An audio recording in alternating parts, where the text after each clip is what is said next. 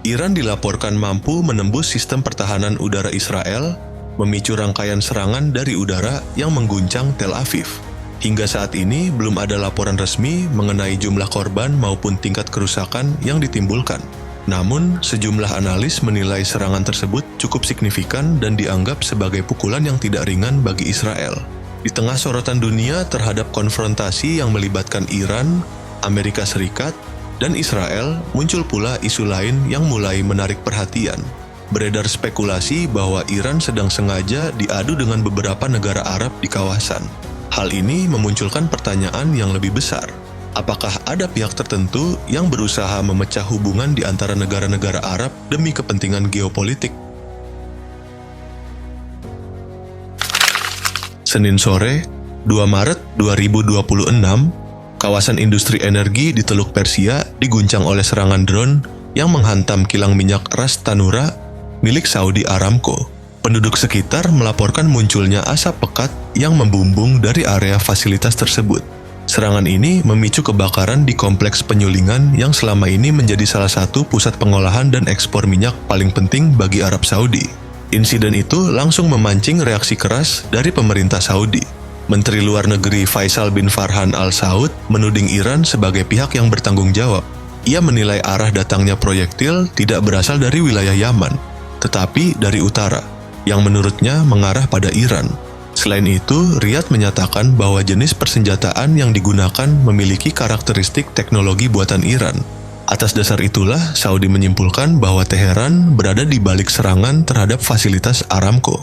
Belum lama setelah kejadian tersebut, pada malam hari di tanggal yang sama, serangan lain kembali terjadi. Kali ini targetnya adalah Qatar, tepatnya di kawasan industri Ras Laffan.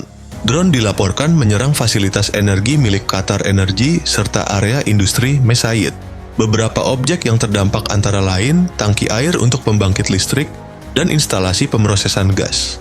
Kerusakan pada fasilitas tersebut memaksa perusahaan menghentikan sementara operasional produksi LNGE sebagai langkah darurat. Kementerian Pertahanan Qatar kemudian menyatakan bahwa Iran berada di balik serangan terhadap tangki air di Mesaid serta fasilitas milik Qatar Energy di Ras Laffan. Serangan serupa juga dilaporkan terjadi di pelabuhan Jebel Ali di Uni Emirat Arab dan fasilitas gas di Manama, Bahrain. Dalam berbagai analisis barat, rangkaian serangan ini dipandang sebagai bagian dari upaya Iran menekan stabilitas ekonomi negara-negara Arab yang memiliki hubungan strategis dengan Amerika Serikat.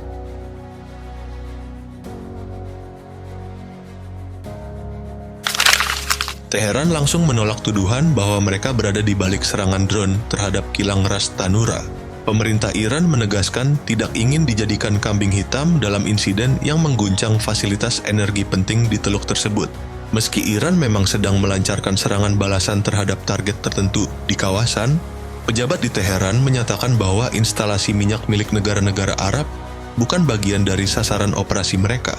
Sumber militer Iran yang dikutip kantor berita Tasnim, media yang dekat dengan IRGC, menjelaskan bahwa kepentingan Amerika Serikat dan Israel di kawasan memang dianggap sebagai target sah. Namun, ia menegaskan bahwa fasilitas minyak di negara-negara regional tidak pernah masuk dalam daftar target Iran. Bukan hanya membantah, Iran juga melontarkan tudingan balik. Militer Iran menyebut serangan terhadap Ras Tanura sebagai kemungkinan operasi bendera palsu yang didalangi Israel. Menurut Teheran, serangan terhadap fasilitas berkapasitas sekitar 550.000 barel per hari itu bisa saja digunakan sebagai pengalihan perhatian dari konflik yang sedang berlangsung. Juru bicara Kementerian Luar Negeri Iran, Esmail Bagaei, bahkan memperingatkan bahwa Israel sedang mencoba menciptakan skenario berbahaya untuk menyeret seluruh kawasan Timur Tengah ke dalam konflik yang lebih luas. Ia menuding bahwa serangan drone dapat saja diluncurkan dari pangkalan militer di negara-negara Arab, lalu diarahkan ke wilayah sipil untuk memancing kecurigaan terhadap Iran. Menurut Iran, langkah seperti itu berpotensi memecah hubungan antar negara Arab dan mendorong mereka masuk ke dalam konflik melawan Teheran. Bagaei bahkan mengingatkan negara-negara kawasan agar waspada terhadap kemungkinan provokasi berikutnya, termasuk potensi serangan terhadap pelabuhan Fujairah di Uni Emirat Arab. Narasi yang disampaikan Iran kemudian diperkuat oleh komentator politik Amerika Serikat, Tucker Carlson. Ia menyebut serangan terhadap fasilitas energi di Teluk sebagai operasi false flag dan secara terbuka menuding Badan Intelijen Israel, Mossad, sebagai dalangnya. Carlson berpendapat tujuan dari operasi tersebut adalah menyeret Arab Saudi lebih jauh ke dalam konflik dengan Iran. Ia juga mengklaim memiliki informasi intelijen mengenai aktivitas agen asing di wilayah Saudi. Pernyataan itu muncul bersamaan dengan rumor tentang penangkapan sejumlah orang yang diduga terkait jaringan Mossad di Arab Saudi dan Qatar. Para tersangka disebut tengah merencanakan sabotase lanjutan terhadap infrastruktur energi kawasan. Meski Riyadh belum memberikan konfirmasi resmi mengenai keterkaitan para tahanan tersebut dengan Mossad, insiden itu menunjukkan adanya kegelisahan di internal Saudi. Di satu sisi, pemerintah tetap menunjuk Iran sebagai pelaku serangan, namun di sisi lain, bayang-bayang infiltrasi intelijen asing mulai menimbulkan kekhawatiran terhadap keamanan mereka. Israel secara resmi menolak keras tudingan bahwa serangan terhadap fasilitas energi di Teluk merupakan operasi false flag. Pemerintah di Tel Aviv menilai narasi yang disuarakan oleh Iran dan Tucker Carlson sebagai propaganda yang muncul di tengah operasi militer besar yang sedang berlangsung. Israel bahkan menyatakan secara terbuka bahwa mereka telah menyerang lebih dari 600 target di wilayah Iran. Sasaran yang disebut dihantam meliputi pusat intelijen, fasilitas militer, serta peluncur rudal. Dengan mengakui serangan terbuka tersebut, Israel ingin menegaskan bahwa mereka tidak membutuhkan operasi rahasia di negara sekutu seperti Arab Saudi apabila mampu menyerang langsung target strategis di Iran. Menteri Luar Negeri Israel, Gideon Sa'ar, menyatakan bahwa serangan terhadap kilang Aramco dan fasilitas energi di kawasan Teluk justru memperlihatkan agresi Iran yang semakin meluas. Ia menilai tudingan yang mengalihkan kesalahan kepada pihak lain hanyalah upaya Teheran untuk menghindari tanggung jawab. Sa'ar juga menyerukan agar komunitas internasional mengambil langkah diplomatik tegas terhadap Iran dan mempertimbangkan pemutusan hubungan politik dengan negara tersebut. Sementara itu, Perdana Menteri Benjamin Netanyahu menyatakan bahwa operasi militer Israel dan Amerika Serikat terhadap Iran dilakukan untuk melindungi dunia dari ancaman terorisme. Ia menegaskan bahwa Israel menargetkan kepemimpinan militer Iran, sementara Iran disebut menyerang warga sipil.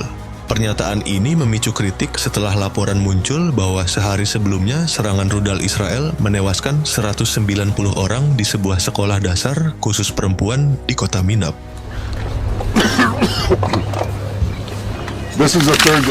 Perdebatan mengenai kemungkinan operasi bendera palsu dan strategi adu domba kini menjadi polemik di tengah konflik yang terus berkembang di kawasan. Beberapa waktu sebelumnya, 6 negara Arab, Qatar, Arab Saudi, Bahrain, Yordania, Kuwait, dan Uni Emirat Arab mengeluarkan pernyataan bersama yang mengecam keras Iran.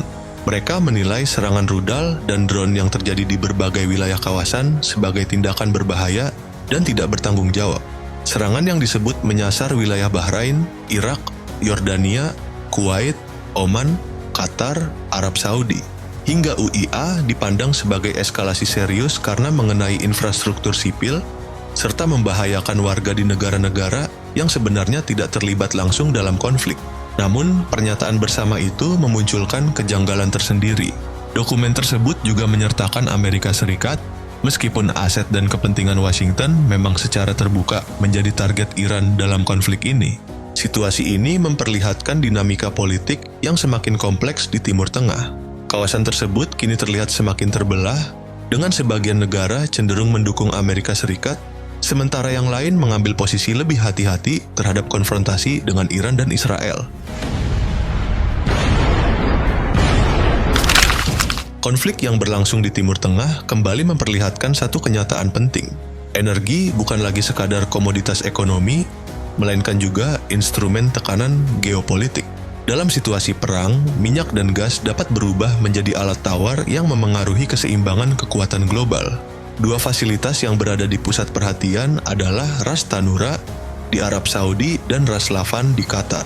Ras Tanura dikenal sebagai salah satu kilang terbesar di pesisir Teluk Persia dengan kapasitas pengolahan sekitar 550.000 barel minyak mentah per hari.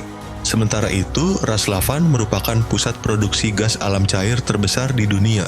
Kedua fasilitas ini berperan besar dalam memasok energi bagi industri Asia sekaligus menopang kebutuhan energi Eropa yang sedang mencari sumber pasokan alternatif. Karena peran strategis tersebut, gangguan terhadap kedua fasilitas ini langsung memicu reaksi pasar global. Ketika muncul laporan penghentian produksi sementara, dampaknya terasa hanya dalam hitungan jam.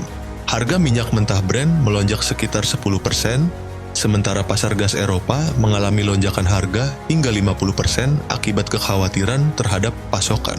Jika kedua fasilitas ini lumpuh secara bersamaan, dampaknya bisa jauh lebih luas. Terhentinya produksi akan menciptakan kekurangan pasokan energi global secara tiba-tiba. Harga minyak dan gas berpotensi melonjak tajam, memicu inflasi di berbagai negara, meningkatkan biaya produksi industri, dan memperbesar risiko perlambatan ekonomi. Situasi ini menunjukkan bahwa energi kini telah menjadi alat tekanan strategis.